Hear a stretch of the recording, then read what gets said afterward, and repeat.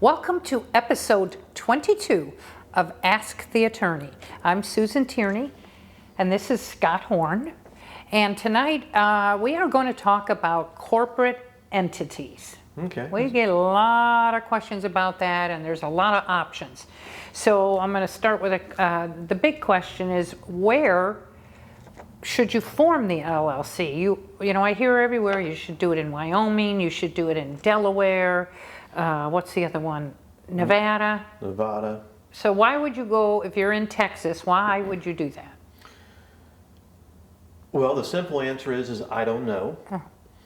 You know, if you are big enough where can be offered certain corporate tax advantages, I can see a reason to do that. But most investors who are in this industry don't fit that ticket. They may only own one property or two or something like that along the way. Then, you know, one of the biggest things I hear is, well, if you are doing business in Texas and you have a Nevada corporation or a Wyoming corporation, it's harder from a disclosure perspective for them to figure out who you are. Okay. You know what? And I hear that and I just go, okay, I get it. What do you have to hide is what I would say. Well, I ask that question too because people say, I want anonymity. And so often I ask the simple question, why? And of course I don't get an answer back. They say, well, if someone's going to sue me, I don't want them to know what I have. Well, first off, if you're doing things the right way, typically you don't get sued. Now, I understand that we're a litigious society and things happen out there, non-business related maybe, that sue you. I got it. And if they're out hunting for assets before they sue you, are they going to do that? But normally most lawyers, they don't hunt for assets in advance. They come in, they file suit, then they hunt for assets. And now you're going through full disclosure anyway. And so often there are a lot of training gurus and various law firms associated with them who want to offer these elaborate packages for $10,000. Right. We're going to do all this stuff for you. And I'm going, great, why? I've been here in Texas now doing this for 30-something years. We have multiple limited partnerships, LLCs, and corporations, but they're all Texas-based. Right. I've never worried about anonymity once in my entire career. So I wonder why somebody who's doing 1, 2, 3, 4 properties is worrying about it. Right. I get different strokes for different folks. Yeah. But I think there's way too much influence put on that. Right. I think before I would do that, though, Susan, I would say consult with an attorney in that state, ask what the questions are. Right. Before you go drop $10,000 somebody to create this kind of stuff for you. Talk with the appropriate people, talk with your financial planner, then make an informed decision on what's best for you. Okay. It's not what's right or wrong there, but I just see too many people give too much hype thinking it's some kind of special knowledge. A lot of the training companies do that too. They do. I won't name names, but Right. they get a kickback, and so they steer you in the wrong direction. Well, it may not be the wrong direction, it just may not be the right direction. And that's all I'm saying there. Okay. But for me personally, if I'm here doing business in Texas, I prefer to have my Texas corporation move forward and do business. Okay. What if I already have a Nevada LLC? Can I still buy a property in Texas? Certainly. So you can have an LLC in any state out there, whether it's, you know, Arkansas or Oklahoma, Nevada, Wyoming, wherever it might be. And you can still do business in Texas. But I have had this question seriously, this 3 times probably in the last week about this, where people with what we call a foreign entity, meaning an entity from another state, it's not from another country, are buying properties here in Texas. Well, if you're going to do business in the state of Texas, your entity has to be registered as what is called a foreign entity. They do that because you have to have a registered agent. That is a person, a real person with a real address for service of process. This is not a P.O. box or something else like that. You can use a corporate service, and they have services out there who are corporate registered agents who might be in Austin, Texas, which is where, of course, the capital is here in Texas.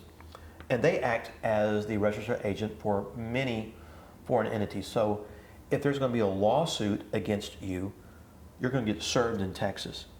A lot of people who may have a foreign entity think you may have to be sued in another state. I'm not sure that's true because the cause of action may arise here in Texas. Maybe that real property is here in Texas, and most likely you're going to have your lawsuit filed here in Texas or in federal court, probably here in Texas.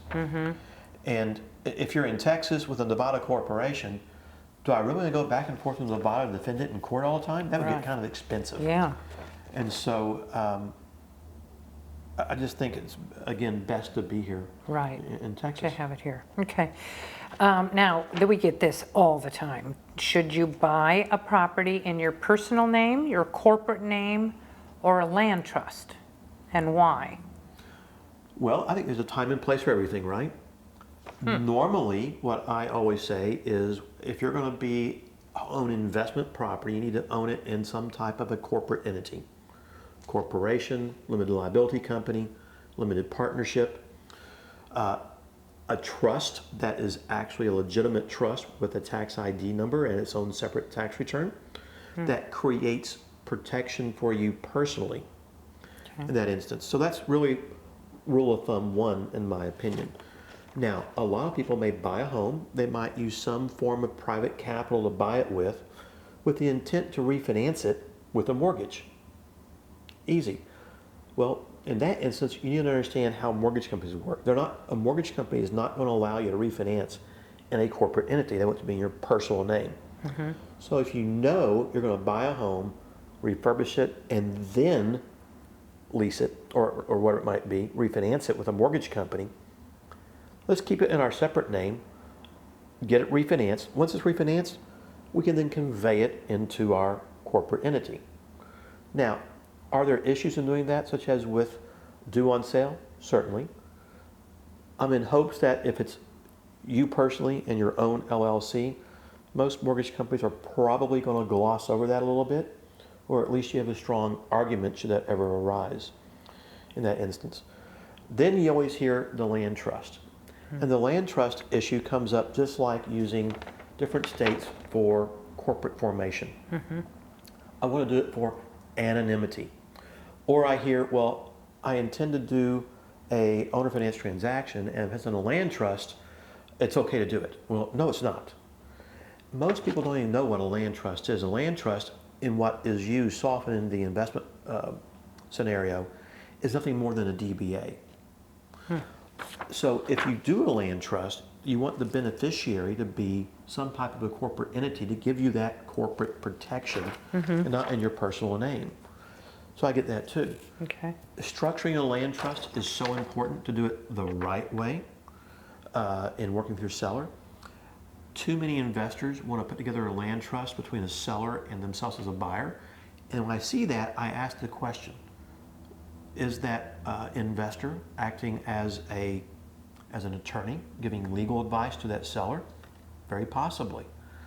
Are they acting as some type of financial planner? Both of these are licensed issues and have potential liability. Do you want to do it or not? I don't know. If you already own the property and want to put it into your land trust, or you create your own land trust and you don't create one for the seller initially, that's probably fine. There's a fine line out there, and most investors don't understand that. So I suggest they talk with a knowledgeable attorney who understands it to make sure things are handled and done right, and you think downstream what your short and long-term plans are. Okay. Next question is, what if my company is not in good standing? Can I still close my transaction?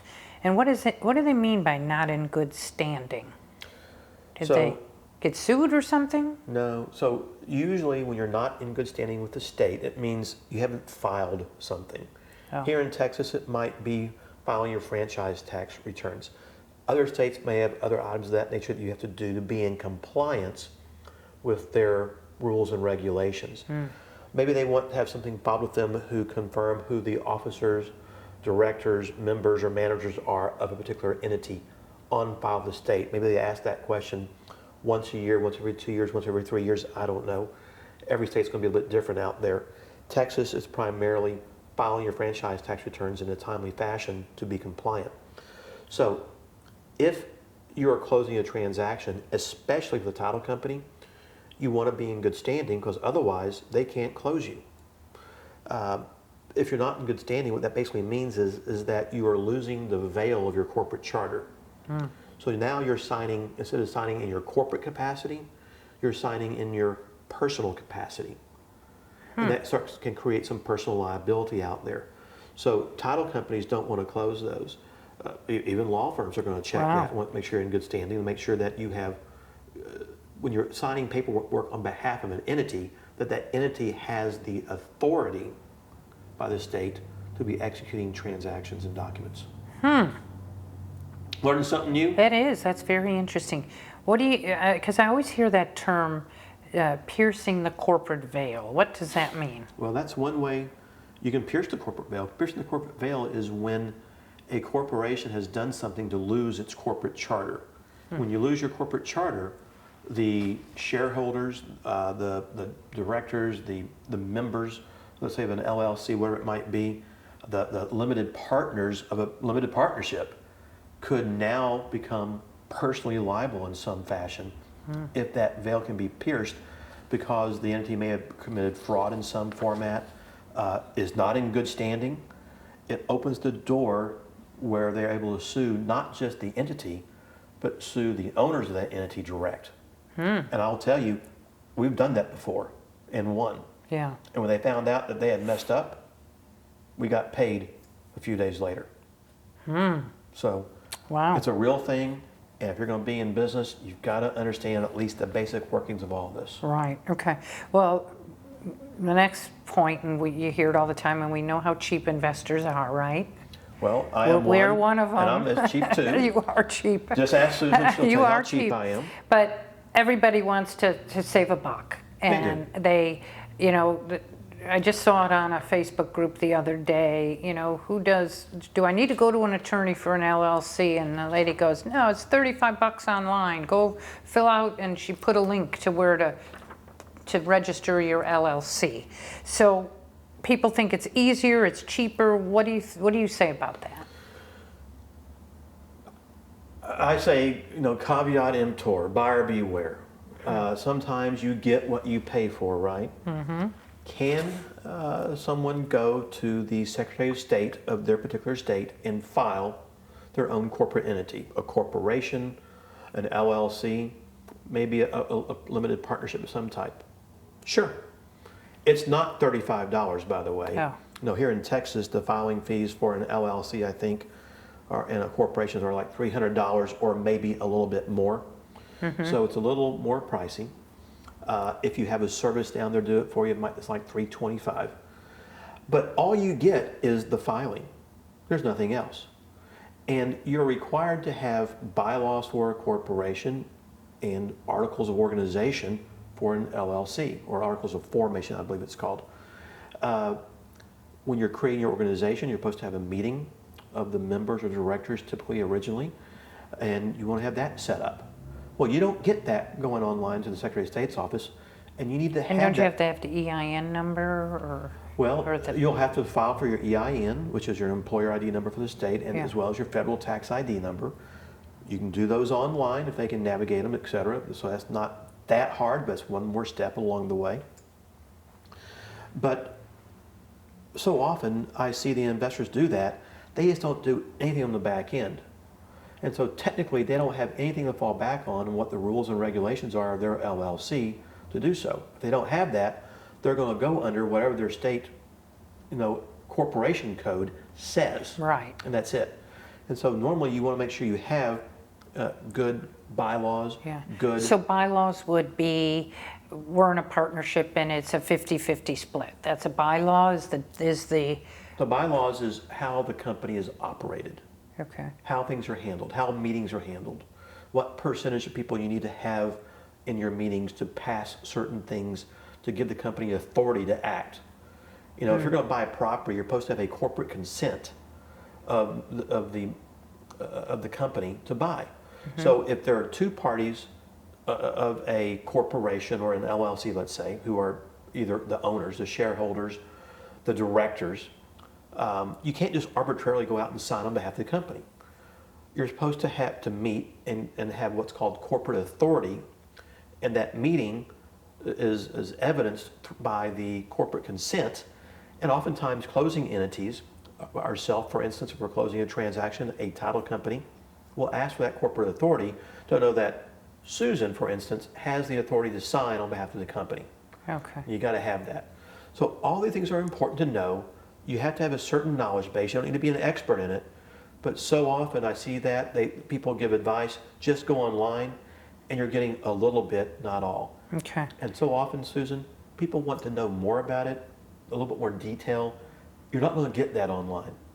Right. So you need to have someone you can call who's knowledgeable, a very knowledgeable CPA, a knowledgeable attorney who's accustomed to corporate formation. And you see like the Nevada and the Delaware, you can spend up to $10,000. What would an average person setting up an LLC, single member LLC, expect to pay in Texas? Well, that number varies obviously from usually low numbers of about $850 up to about $2,000. Okay. Ever in between, what I see in Texas here is the average price of that is somewhere probably around $1,400, $1,500. Okay. Our firm is a little bit cheaper. We do about $850 or so. Okay. Depending and on that how includes the bylaws and minutes, everything? it includes everything to get it set up. Okay. But that's provided you don't get inundated with 3,000 questions from the person, because that goes into now an hourly rate. Okay. And a lot of attorneys just set a flat fee because they realize they're going to be asked all these questions. No, if we just need to go through a simple item, set it up, we're not asked about tax planning, CPAs, all the various issues. How do I do X, Y, Z? That's great. And what happens so often is investors, as you said, they want free advice. And we lawyers aren't too willing to give free advice. So guys, I hope that helps y'all out on understanding corporate entities a little bit. Please take a moment and understand that although I am an attorney, I am not your attorney, and this is not legal advice being given. It is here for entertainment purposes and educational purposes. We look forward to helping you out here at the Owner Finance Network. And absolutely, check us out on our website, theownerfinancenetwork.com, and you can ask any questions and we will get them answered for you. Thanks so much, guys.